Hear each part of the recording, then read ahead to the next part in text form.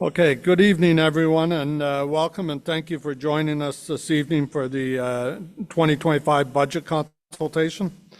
For those of you who don't know me, I'm Councillor Alan Hubley, the councillor for this Ward 23, Canada South. Before we get started, I just want to mention that we'll be taking as many questions as we can after the presentation. However, if you prefer to write down your questions or comments, you can do so with the comment cards that they're handing out at the back. And we will get the answers to your questions and email the responses to you or give you a phone call, whatever it is you prefer.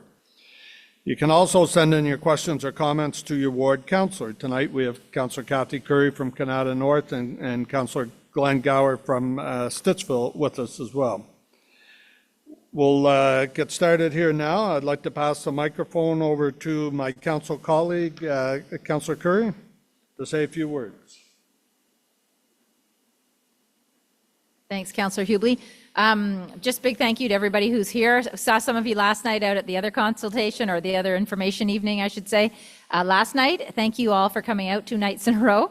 The Ward 4 specific budget, that is sort of just the highlights for Ward 4, which is Canada North. I sent out in an email today as a newsletter, a type of newsletter, but it only had 3 issues. So if you didn't see that yet, or you're not on my newsletter, we did print out copies of it as well.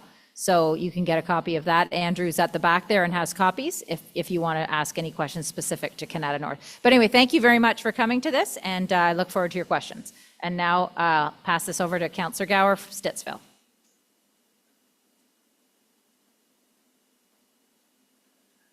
Thanks, Kathy. Thanks, Alan. Welcome, everyone. Thanks for being here tonight.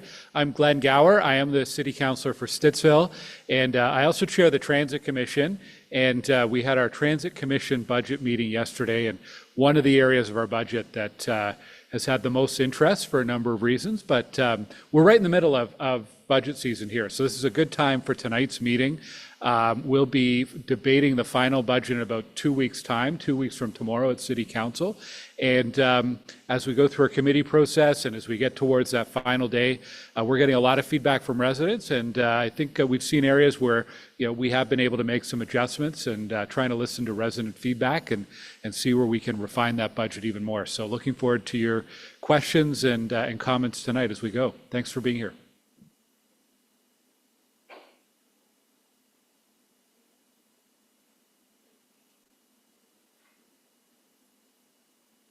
Thank you, Councillor Gower.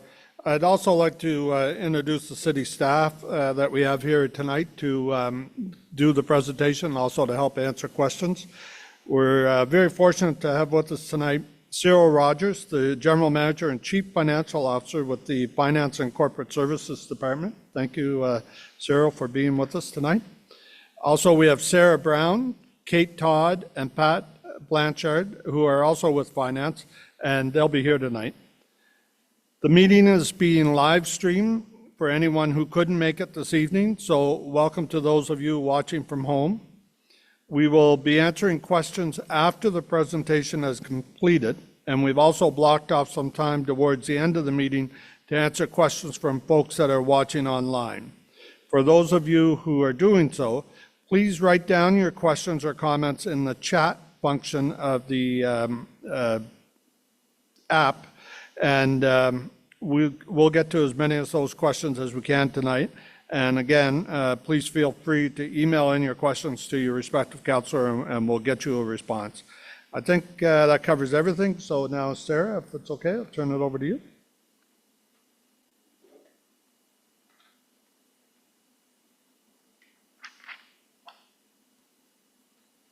Welcome, and thank you for attending today's public consultation of the city's draft 2025 budget. I'm Sarah Brown, Interim Chief Financial Officer, and I'm going to take you through today's presentation. Next slide, please. Today's presentation is broken down into 3 sections: municipal budget basics, the council-endorsed budget process and development, and then we're going to open up the floor to questions. The purpose of today's presentation is to help residents better understand and become more engaged in the budgeting process. I also want to highlight that we'll be providing information around the framework to develop the city's budget and not be diving into the specifics of the 2025 draft budget. Next slide, please.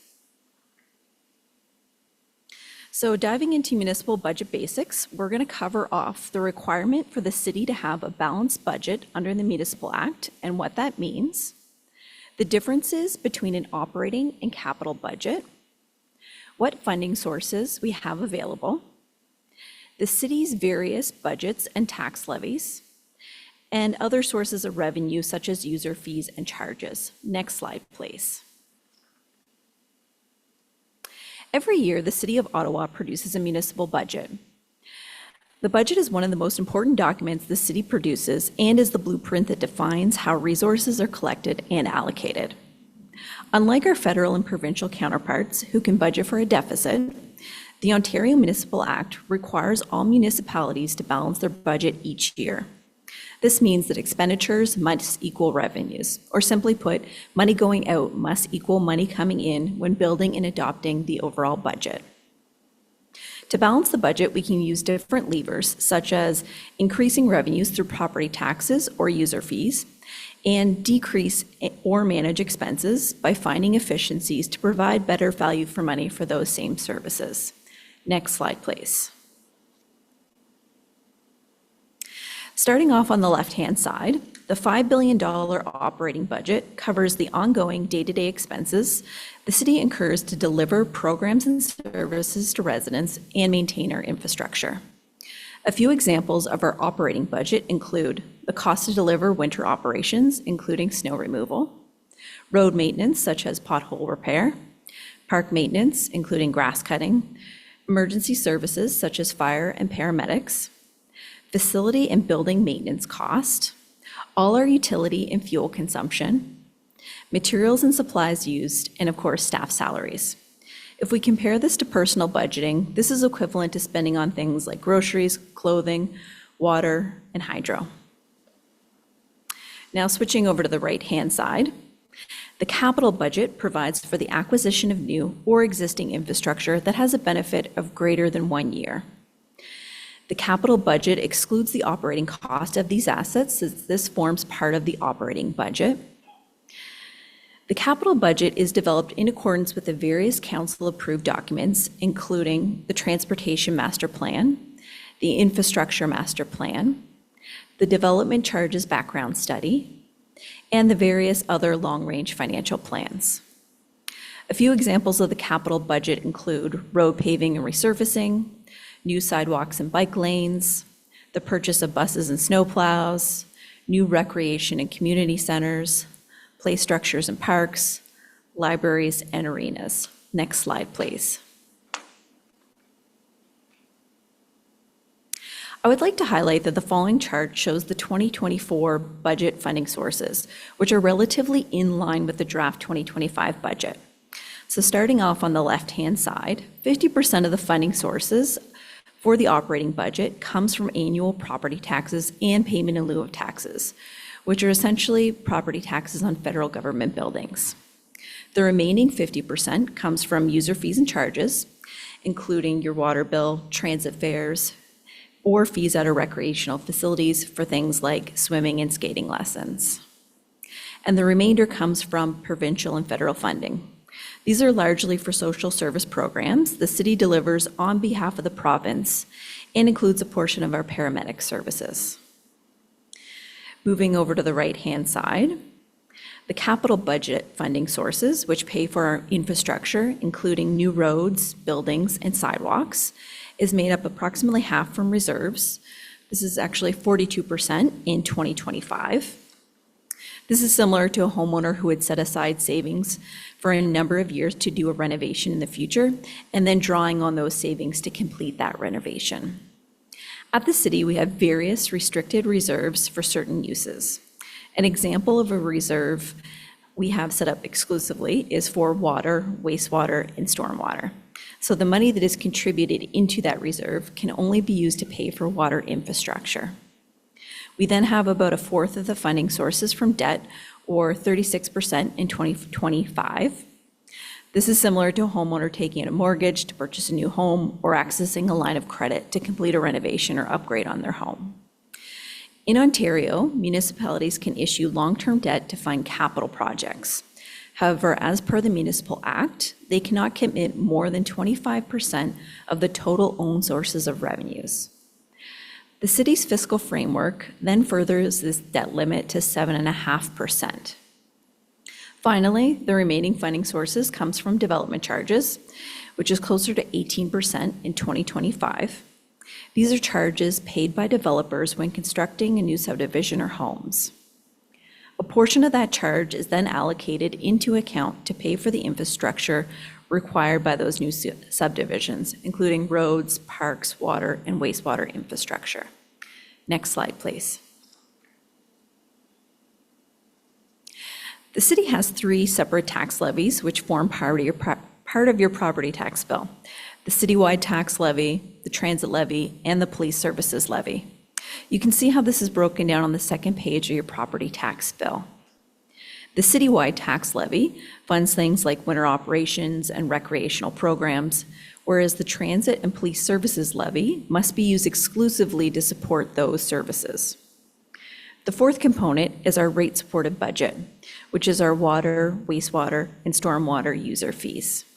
Revenues collected under those user fees must be used exclusively to support those programs. Next slide, please. Most of the city's programs and services are funded by annual property taxes, which are referred to as tax-supported services, and are funded by the citywide tax levy on your property tax bill. Examples of the tax-supported programs and services include roads and winter maintenance, parks, recreational programs, libraries, public health, etc. It's important to note that some tax-supported programs receive provincial funding. For example, public health is funded 75% from the province and 25% from the city. Paramedics is funded 50-50 from the province and the city. Community and social services, such as long-term care, housing, social services, vary in provincial funding by program. Next slide, please.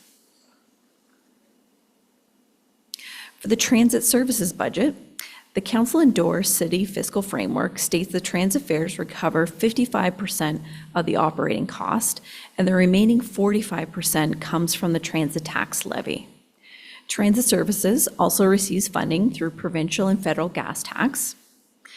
The city's transit services falls under the authority of the Transit Commission and includes services provided by OC Transpo, Paratranspo, and the city's LRT. For the police services budget, the police services tax levy funds the operating and capital budget for that service. This budget falls under the authority of the Police Services Board. Next slide, please. The city's water, wastewater, and stormwater services are funded through a separate user fee charged to residents on their bi-monthly water bill or as a fee on their property tax bill. These programs and services are referred to as rate-supported services.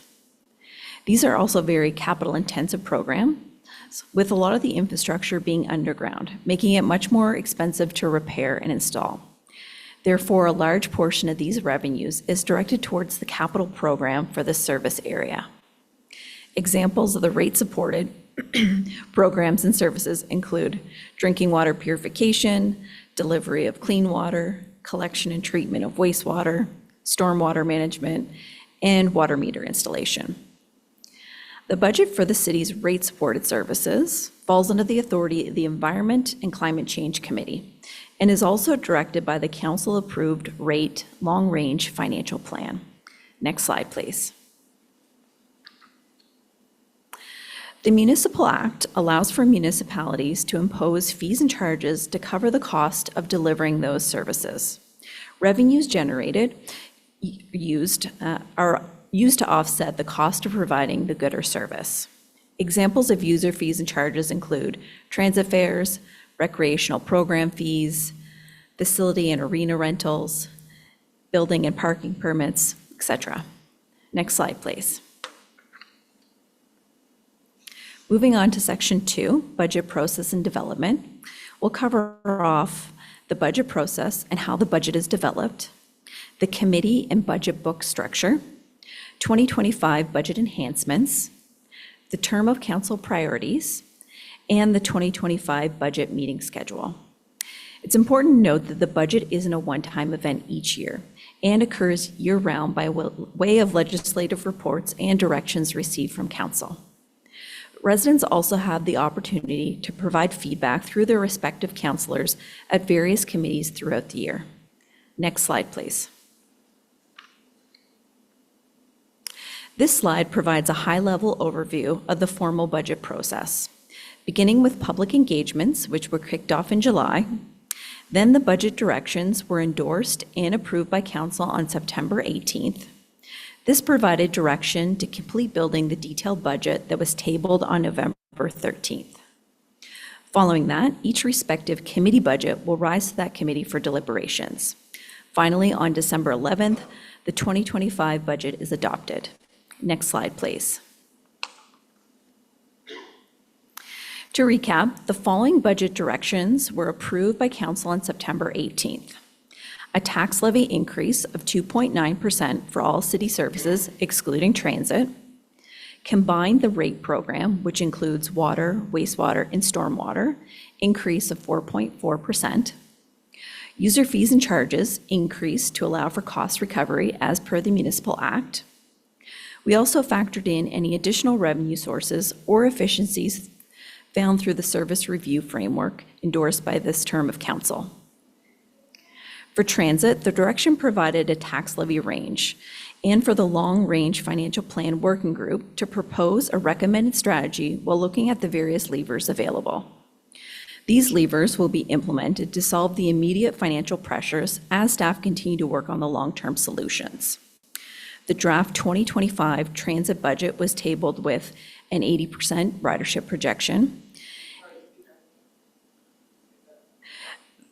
The draft 2025 transit budget was tabled with an 80% ridership projection, a $36 million federal and provincial funding request, an 8% transit levy increase, a 5% transit fare increase, $12.4 million in operational savings from ongoing service reviews and continuous improvement initiatives, $21.3 in capital efficiencies and deferrals, and there was no service cuts included as part of this plan. Next slide, please. Another key component of the budget process is public engagement. Opportunities for residents to share feedback include contacting your ward councillor, online engagement through Engage Ottawa, councillor-led public consultations like today's session, social media posts, advertisements at city facilities, and watching the promotional video on how to engage on the city budget. Next slide, please. The city's draft 2025 budget was tabled at council on November 13th. You'll notice that the draft budgets for Ottawa Public Health, Ottawa Public Library, and Ottawa Police Services were tabled at their respective boards leading up to the citywide budget tabling. The city's budget is organized by standing committee and includes the draft, operating, and capital budget for the city's programs and services under their mandate. After all standing committees have reviewed and made recommendations regarding their draft budgets, council reviews and votes on the city's final budget for adoption on December 11th. Next slide, please. This chart shows the various standing committees and examples of the service area budgets reviewed by that committee. It also includes the dates of those respective standing committee meetings at the bottom. The standing committee meetings is where residents have the opportunity to come out and speak as a public delegation. At each of these standing committee meetings, the committee can either approve, disapprove, or make changes to the respective budgets that would then rise to council for adoption on December 11th. Next slide, please. The budget enhancements were based on feedback received since the 2024 budget. The goals of these enhancements is to improve budget literacy and engagement. Some of these enhancements include today's technical briefing and our draft 2025 Budget Explorer, which is a web-based and interactive tool with enhanced reporting capabilities, allowing you to navigate the budget details more easily which is now live on ottawa.ca. The goals of these enhancements is to create a better understanding of the investments being made across our services and programs that serve our community. Next slide, please. The draft 2025 budget is aligned with the term of council priorities, which are a city that has affordable housing and is more livable for all, a city that is connected with reliable, safe, and accessible mobility options, a city that is green and resilient, and a city with a diversified and prosperous economy. You'll notice these icons used throughout the budget magazine, which is now available online at ottawa.ca to highlight investments in these areas. Next slide, please. And that concludes our presentation. So we're going to open up the floor for questions to councillors and staff. Thank you.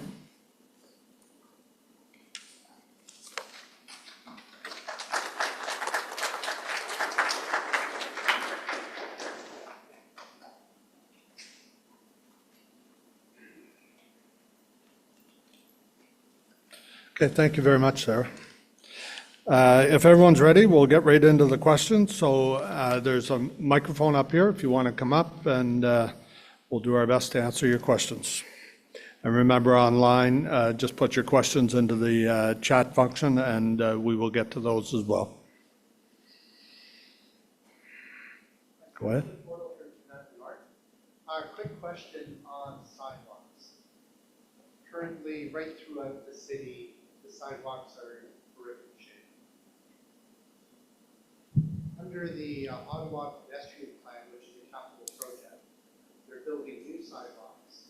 But right now in Canada North, we're having issues in that they're building brand new sidewalks across the street from dangerous sidewalks. And people are questioning why is that the case, and really why is that the case is really the issue. I have a friend with MS. He can't use the sidewalk. He has to go on the road to pedal his thing. This is unacceptable. The proposal I'd like to make, if you could consider it in-house afterwards, is because under the Ottawa pedestrian plan, the standards are completely different from the old sidewalks. They're much wider, they're concrete, not asphalt. If you could maybe consider the old sidewalks to be a new capital project rather than an operating budget project, because of the differences in the quality and the standards of them, it is effectively a capital project now. That would allow you to use the funds from the Ottawa pedestrian plan for repairing the old sidewalks, so we don't end up with this absurd issue with people with disabilities unable to use sidewalks. Thank you. Kathy?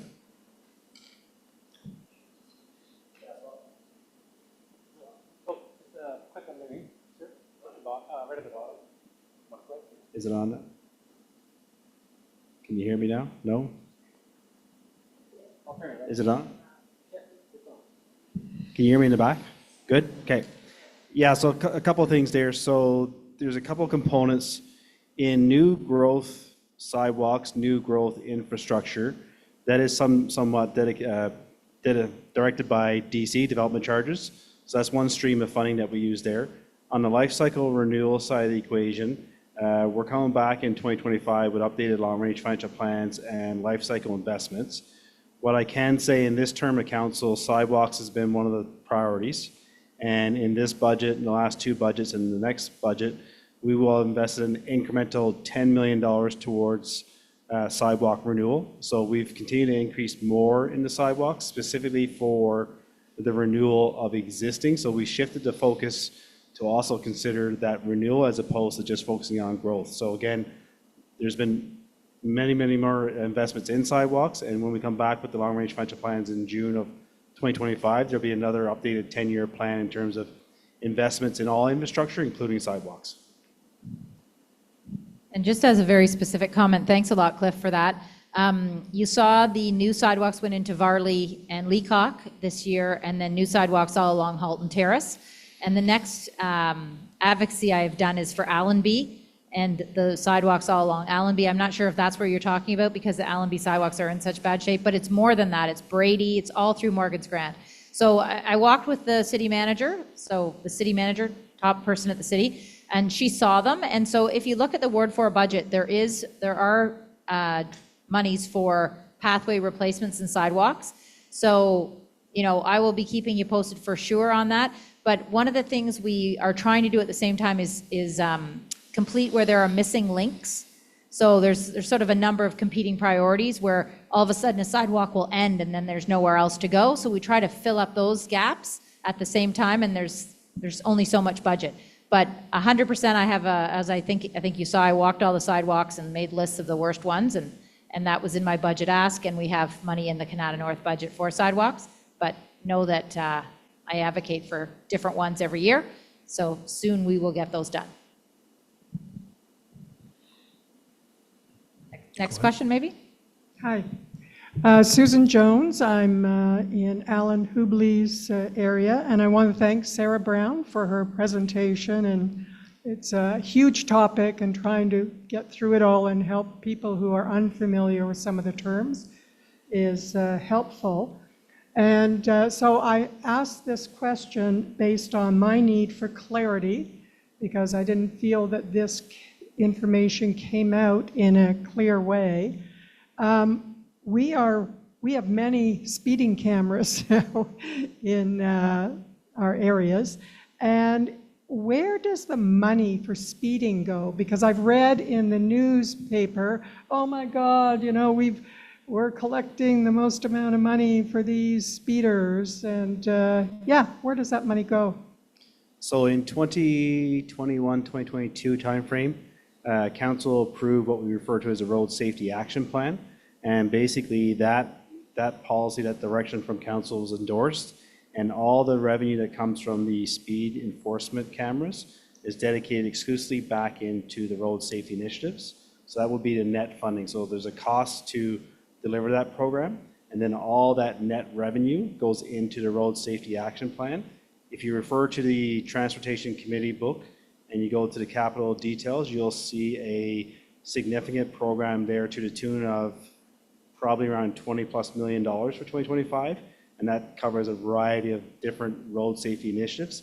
Some are intersection modifications, intersection controls, so many different programs and infrastructures that supposed to help change driver behavior, mobile patterns, all dedicated to road safety. Okay, that's helpful. And secondly, you provided information about taxes, and one number came out saying a general tax increase of 2.9%, and then there was another number, 4.4% increase. So bottom line, how much are my property taxes going to increase for 2024? I just want one number if I could. Thanks. So I'm going to give you a straight answer, but it's not, sometimes it might not seem straight. But so in the City of Ottawa, we have 3 levies. The citywide, what we refer to as citywide property tax levy, which funds your road infrastructure, your road operating costs. We have a transit levy, and we have an Ottawa Police Services levy. Now, after that, we also have what we refer to as a rural transit area A and a rural transit area B, because certain parts of the rural area do not receive the same level of service as the urban area. Some parts of the rural don't receive any transit services other than para. So if you refer to the budget documentation, transmittal report, supporting document 7, I believe, is what we've been calling the budget magazine. It's a really good, concise product that's simplified for residents. In there, you will see if you live in the urban area, at an average house assessed at $415,000, the tax increase overall for this year is 3.9%. If you live in a rural area and you receive a certain level of transit services, TRA, what we refer to as, your actual tax increase is 3.2%. If you live in a farther out rural area, TRB, your tax increase is 3%. So sometimes it's not always clear in terms of what it is, but for residents of Canada, 3.9. Can I just make one point about the 4.4? sometimes that 4.4 number is because what's happened is the 2.9% that was recommended is then added to that is the 1.5% that is the growth number. So new houses that have come online that we're getting property tax from now. So then people add those together and say, okay, so the budget will increase by 4.4%, not your property taxes. So if you're seeing that 4.4 number, it might come from the 2.9 plus the 1.5, which means that's what the entire budget would increase by. That's what we were talking about. It's a little bit confusing for people, for sure. Hello, my,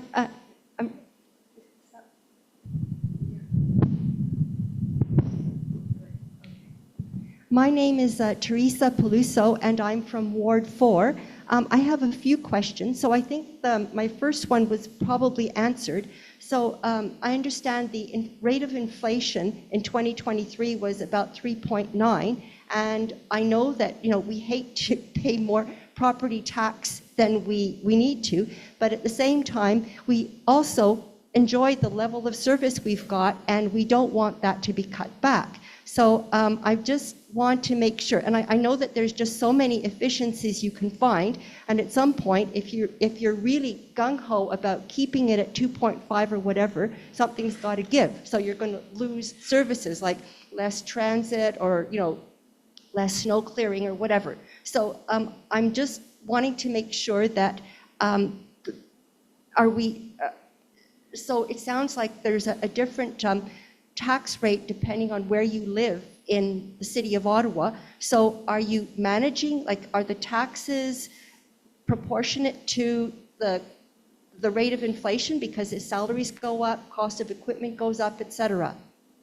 Yep, so that's a really good question. So again, if you refer to what that budget magazine, I call it, in there we actually this budget, we actually added a couple of charts in terms of looking at the historical inflationary rates and our tax increases.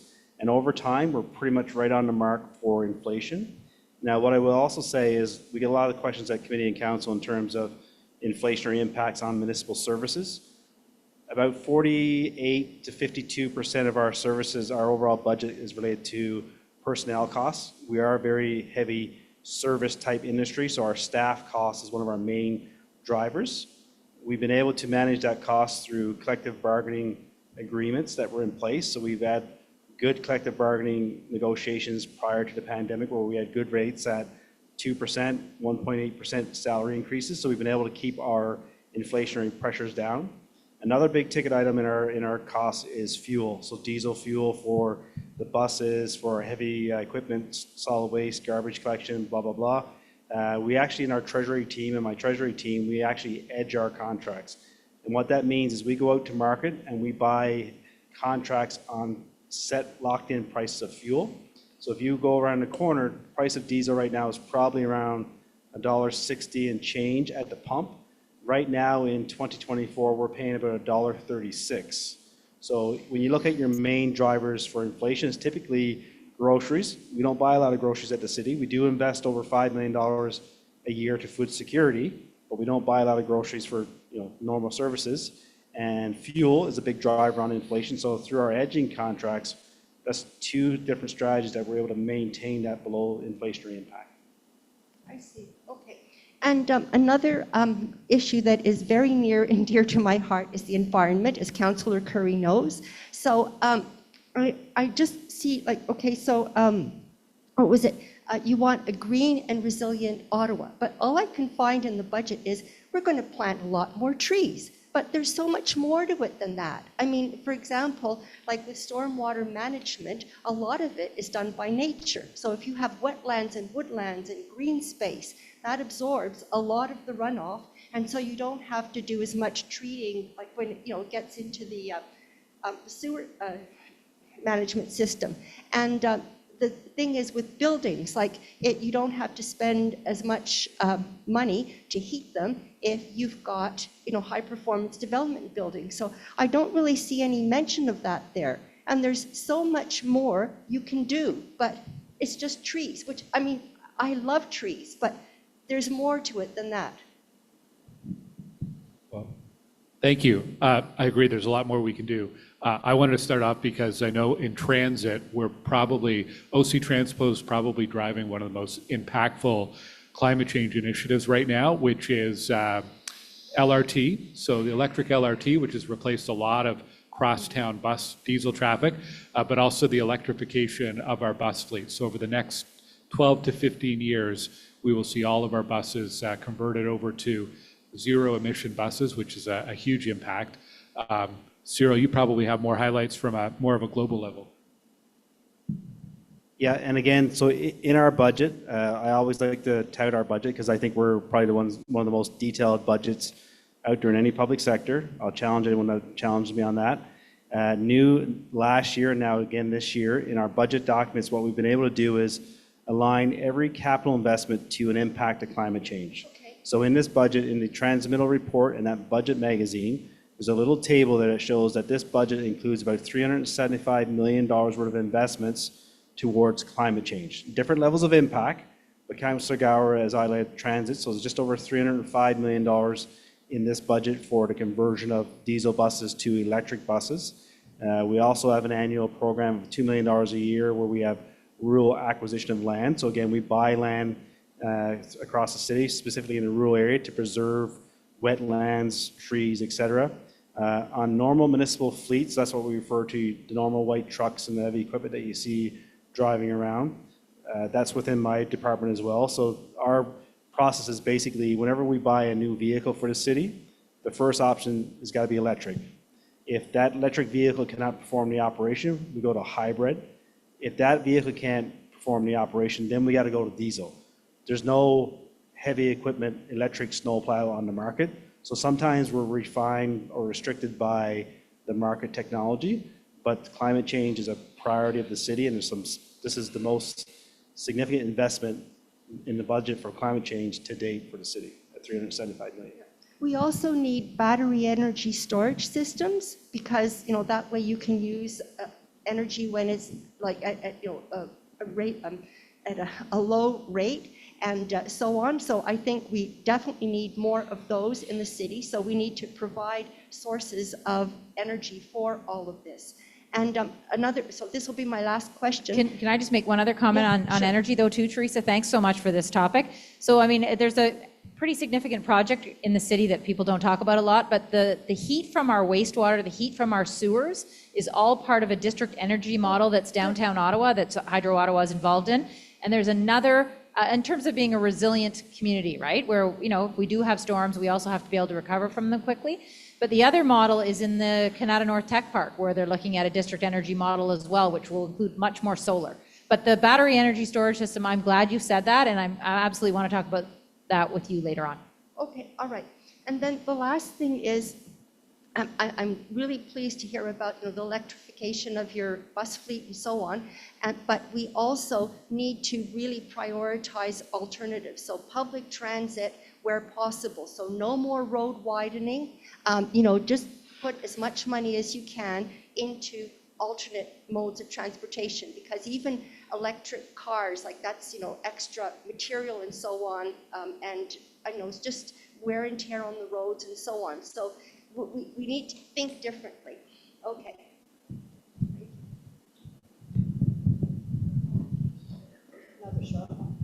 Sorry, another short one. I'm just, I guess my hot topic for me is bike lanes. And I'm a little disconcerted by Mr. Fort's announcement on reducing that. And I'm wondering if it's part of our road safety action plan. And I happen to live on a rather busy corner, as Mr. Hubley knows. It's in Bridlewood, and it's on the corner of Equestrian and Bridgestone. And a lot of drivers simply do not stop at the stop sign. So there are a lot of kids that go through there because there's a lot of traffic to the schools, but I've also noticed that there's a lot more electric bikes coming, of which I am a proud owner. I did it deliberately. And I'd like to see more bike paths. I don't think that anyone would, well, I see some people go up the major streets, Equestrian. Terry Fox is a little bit better because it's got a bit of a buffer on it. but I'd like to see more bike paths being done despite what Mr. Ford has commented. And I'm wondering if that's having any ramification for the city. So what we do in Canada South is we have a fantastic pathway network that goes all through the community so that you don't have to cycle on the road. You have the choice of being off the road. What we're doing now is every budget, there's so much money towards going to widening the pathways where needed and also to do any repairs and everything so that it's safer to walk on, safer to ride a bike.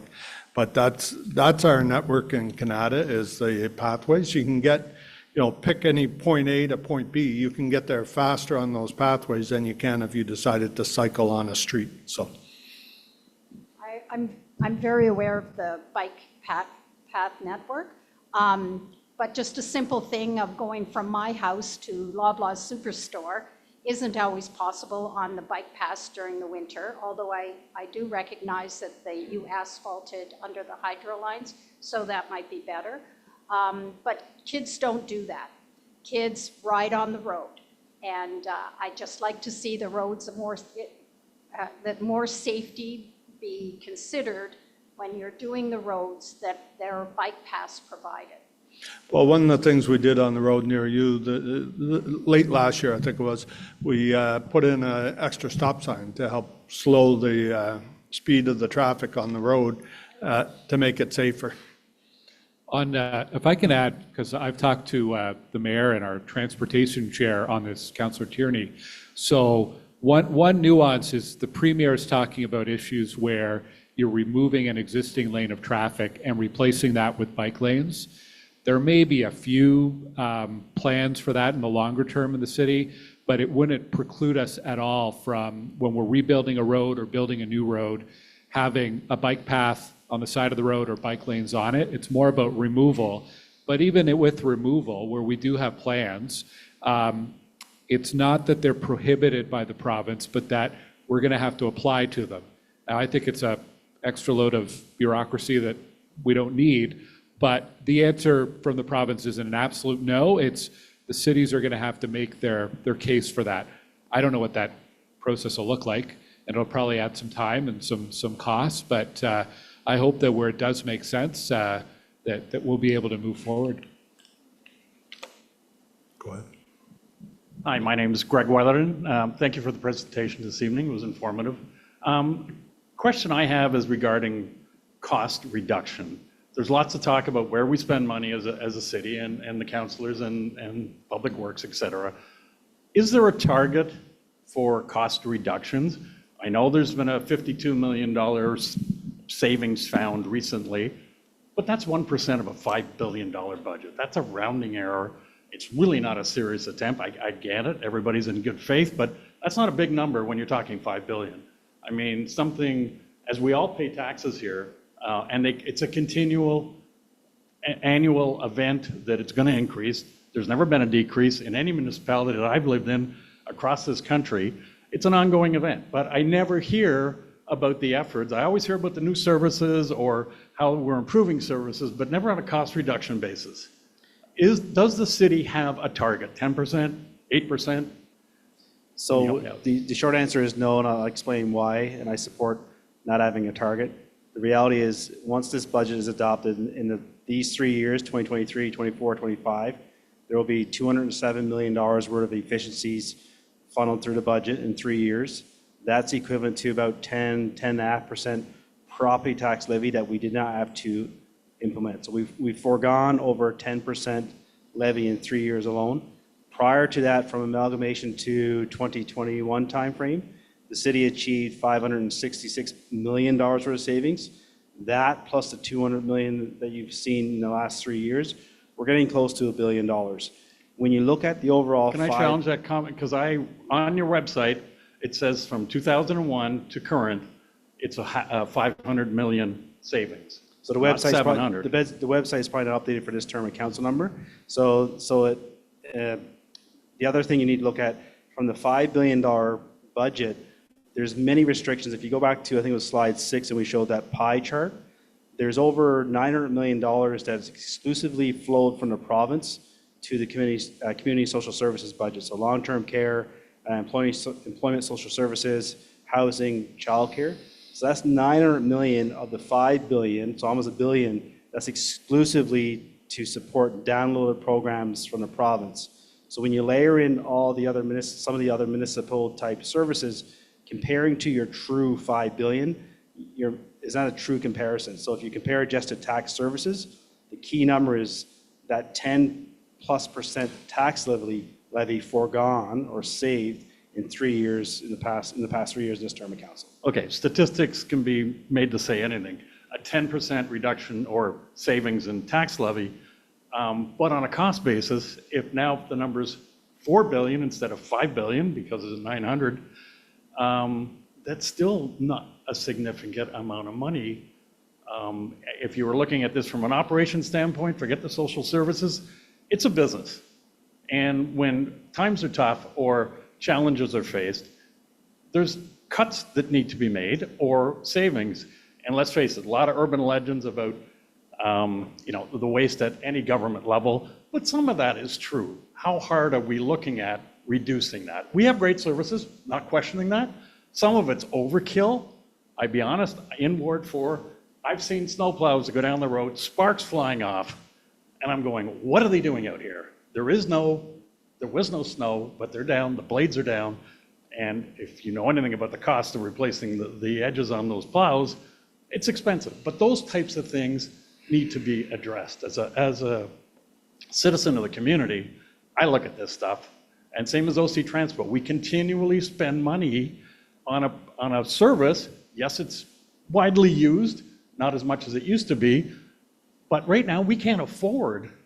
There's a $150 million project from Baseline to Heron Road Station that's in the works. For what? People aren't riding. Ridership is down. At what point do we say stop until we can afford this? A lot of OC Transport, a lot of the funds are being sucked into LRT. We have to live with it, good, bad, or indifferent. That's a reality. It's still not fixed. It's still not dependable, yet we continually put more money in to the program. I was one other thing is we're also a growing city. Since amalgamation, I'm not sure what the population increase has been, but we're well over 1 million people now. And we're also looking towards the next 25 years when our population is projected to grow above 1.4 million. So investments like LRT, for example, they are not just for this year or next year, but they're a 25-year, 50-year investment as well. So I think when you couple the savings that have been achieved in the last few years, at the same time that we're seeing a massive growth, I think in terms of being able to control costs, I think we've got a pretty good record there. Yeah, I'm not talking controlling, I'm talking reducing. That's the difference, and that's an attitude adjustment that, okay, where can we save? So I just want to give a bit more context information. Again, if you look at the budget magazine, we've added a lot of new KPIs in this budget cycle. So to Councillor Gower's comment there on growth, since 2016, 2014, the city has grown between 16 and 17% on a household perspective and a population perspective. From a overall FTE as a metric, our FTE growth has only been about 12%. So make a metric whatever you want, but that's factual information. When household and population is growing at 16 to 17%, that means our services, the demand for our services is growing, where we've only seen FTE growth at 12%. So we're absorbing 5% growth there. When I talked about the lady earlier on terms of the CPI and inflation, if you look at another KPI in the budget documentation, our tax increases over the last 10 years align with CPI, inflationary increases. We're right in that 2.5%, 3% mark. So again, we are basically growing the cost of services, but absorbing growth. But when inflation was almost non-existent for the better part of the last decade, up until the pandemic hit, there were still tax increases. And the population's growing, and new houses are being built, and they're funding and paying taxes. As you said, there's probably not their share relative to the population, but these new households are all paying taxes also. So they're not getting away free, but the services keep increasing. And I get it, inflation. People need to be paid, and it did come on strong over the last 2-3 years. Appreciate your comments. One other question I have is the speed cameras. like, I've written an article, I said it's like catnip for the city, the fact that there's so many. The recent report in terms of the number of tickets issued by camera, I read, some of them are insignificant, some of them are serious. I want to know what the criteria is for establishing a speed camera. What's the data that supports the need for those? Because it's generating a ton of money, 60-some million, Yeah. I think is the projection. So Greg, I'll give you the answer to that. Sure. First, I want to answer a question that didn't get addressed in the last round of your questions. The snowplow is going around before the snow. What that is, especially this year, we have a new service provider, Weber. It's first time ever doing our streets. What they get them to do before the snowfall is they get the drivers to take their equipment and drive their route, because what we're hoping is when they do that, they won't dig up your lawn when it's covered with snow. So it's a worthwhile investment in training to have them drive around before the snow. But this has been the last 3-4 years that I've watched this, so it's not new. They do it, yeah. enough. Anytime there's new drivers, like in the past when we had the same provider for years, they always had new drivers. Okay. So they'd always go out and try their routes, okay, to get to learn it. So on the speed cameras, how that was done, the council agreed in a motion to say that we'd only add speed cameras in school zones. Since then, a couple of councillors have asked for a pilot project that's going on now where they put cameras basically where they want to put cameras. I'm not one of them. These councillors can speak for themselves. I only have speed cameras in school zones. How they reached that was they did a ranking of all, I think it was 280 school zones across the city, where they did measures like with the flashing boards or outward handheld radar, whatever different tool they had at the time, to figure out what zones were the worst speeding. And that's the ones that got the cameras first. And so that's the list that they've been using and then installing cameras every year. Some of that money that's coming in from the cameras goes to buying more for the year after.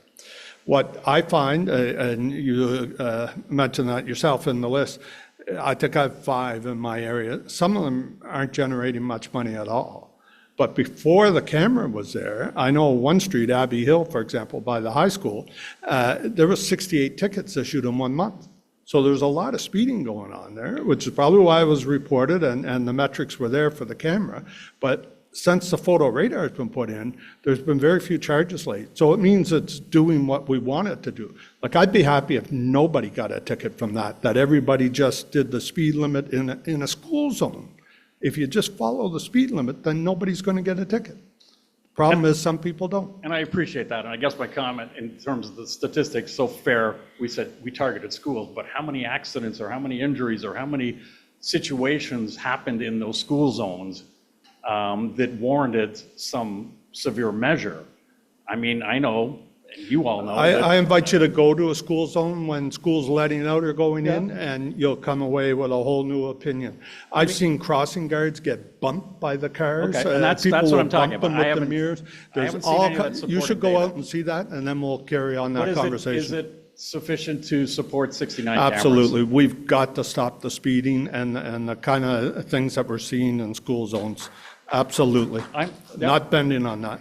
No, and I'm not picking on the school zone. I'm just, the fact that it's crazy, the number that are going in, 69, I think. Well, like I most said, people- some councillors are putting them Sure, fair enough. in other locations. I'm not interested in doing that, because to me, that's, now you're going down the road of a cash grab. Right. And people will lose respect for what you're trying to do, which is keep our kids safe. Absolutely. Okay. Thank you. Thank you. You had a question? Hi, Cliff Wardle, Canada North. Hopefully this doesn't seem too harsh, but we don't have a great deal of confidence that you want to be frugal with our money.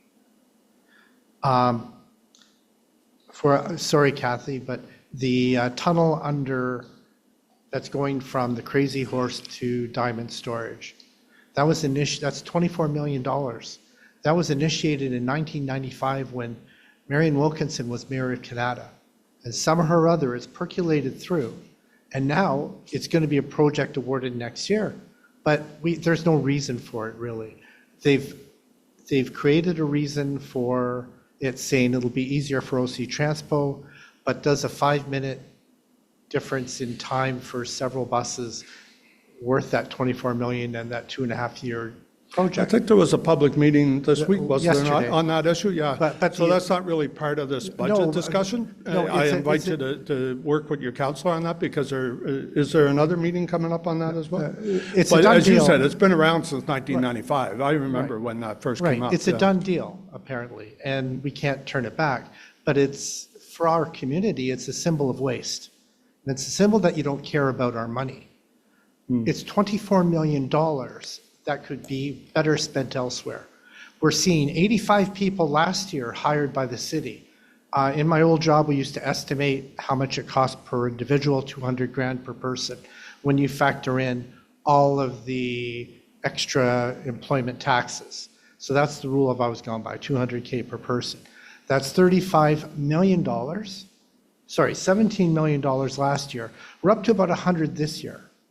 And when you talk about $270 million in savings, you've just eaten up 180 million of that with just increase in personnel. Recently, you just got rid of, garbage men belonging to the city no longer clean out parks, and you've contracted it out, but those people kept their jobs. In the federal government, those people would have been laid off. So I guess I just want to express my concern that we want to see you care about our money, about being frugal. If you're going to tax us and increase our taxes, show us where you care, okay? Thank you. Are we going to the online questions now? Okay. Hello. All right, so there's just a few questions from the Zoom chat that we have for staff. So the first question is from Nikki Trudell in the chat. They say, thank you for hosting this event. In the budget magazine, the BEM projects, the BEAM projects were evaluated as having a moderate contribution to GHG emissions. However, the description of the projects are vague. Only one item, the Richmond Library, actually describes the project with any clarity. And it says, in quotes, replace lighting with LEDs. Could the finance department add some details to the description area for each project so the benefits could be more transparently understood? So if you go to the different budget books, there is a bit more detailed in each of the projects, specifically for the BEAM team. So the BEAM projects are all basically mainly for building engineering. So a lot of those projects are basically, LED lighting. We do a little bit of automation in terms of the HVAC heat control. So those are a little bit longer term savings that you would save. But for the most part, it's all building enhancements in terms of heat pumps, climate control, LED lighting, et cetera, et cetera. Thank you very much. So the second question in the chat is from Debbie Barr, and the question is, the proposed budget increase is 3.9%. Projected cost of living adjustment for the Canada Pension Plan recipients is expected to be between 2.7% and 3%. Where are fixed income pensioners expected to find the additional 1%? Have you considered tying city budget increases to CPP cost of living adjustments? If not, why not? So again, the 3.9 is largely driven by the 8%, so the 8% on the transit levy. So if you remove that, you're basically back to a 2.9%. So again, we look at our collective agreements in terms of that cost increase. Other city services sometimes are driven by other things, not necessarily exclusive to CPP increases. So when you look at, the big thing on transit is in the past 18 months or so, we've been before committee and council with a variety of different financial updates on transit. And some of the key information on transit is the fact that in the City of Ottawa, we're paying over 55-56% for the costs of the light rail, stage 1 and stage 2. And when you look at your counterparts in Toronto, the province is paying 100% of the 5 different networks in Toronto. So the City of Ottawa, that goes back to the Mayor's Fairness Campaign. So the cost of infrastructure for transit in the City of Ottawa is much more borne on the municipal taxpayer versus other areas of the province of Ontario. All right, thank you very much. So the next question is from Elizabeth O'Driscoll, and she asks, how much money is outstanding for fines unpaid? So it's kind of vague, so I'm not sure, maybe like late fees or big Yeah, unit tax so and stuff? we have an annual report that goes to FinCorp. I think it just went in September timeframe, where we speak to what we call our allowance for doubtful accounts. Our collection rate, specifically on the property tax base and our rate water bills, we're up over 99%. On the ASE speed cameras, those are a little bit not quite as good as that, mainly because we also got to go through the provincial system in terms of getting some of that collection. So overall, our collection rates are what I would say strong. All right. So the next question in the chat is also from Nikki Trudell. I believe this might have been answered earlier with your question about the climate initiatives. So just to read it out, it says, we know that achieving the objectives of the CCMP, in particular, the Energy Evolution Plan, requires capital investment. What is unclear is how money from other institutions and other levels of government are being used to achieve the objectives outlined within the $375 million green and resilient budget. How and where are these investment arrangements, terms, servicing costs shown in the budget? So if you refer to the capital summary section of each committee budget, and if you go to the Transit Commission budget as a simple example, and if you go to that capital summary template or sheet, you'll see the zero emission bus program there at $305 million.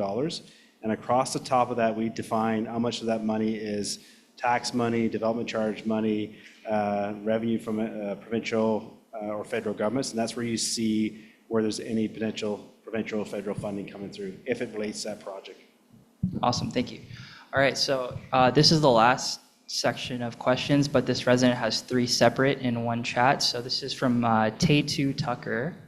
The first question in this says, regarding Blackburn Hamlet OC Transpo on-demand transit study, is it saving the city money? Will the city expand it to other neighborhoods? So that project is still in what we call like a pilot phase.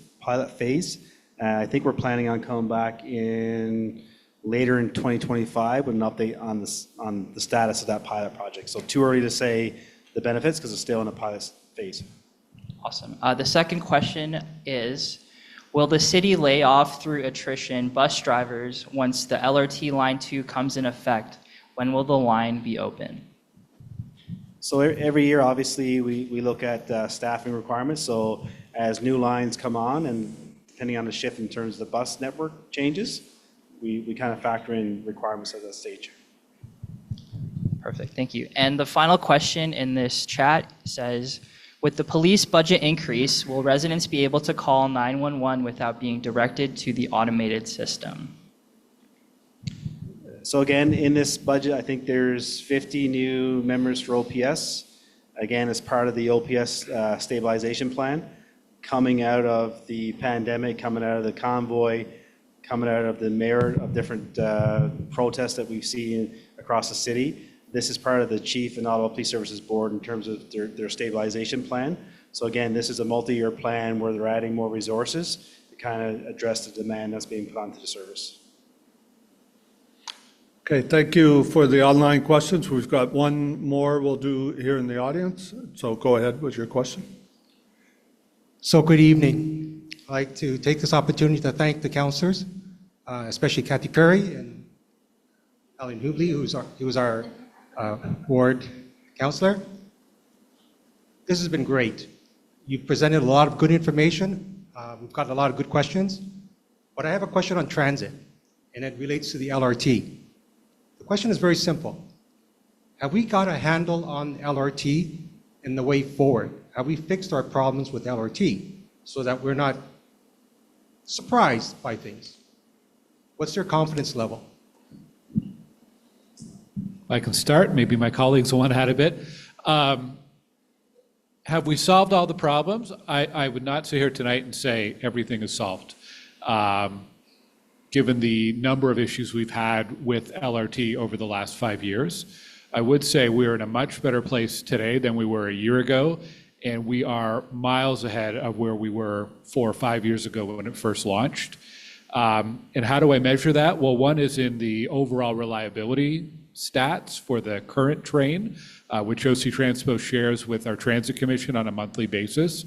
And we've seen reliability of over 99% and many months over 99.5%, which is a industry standard threshold.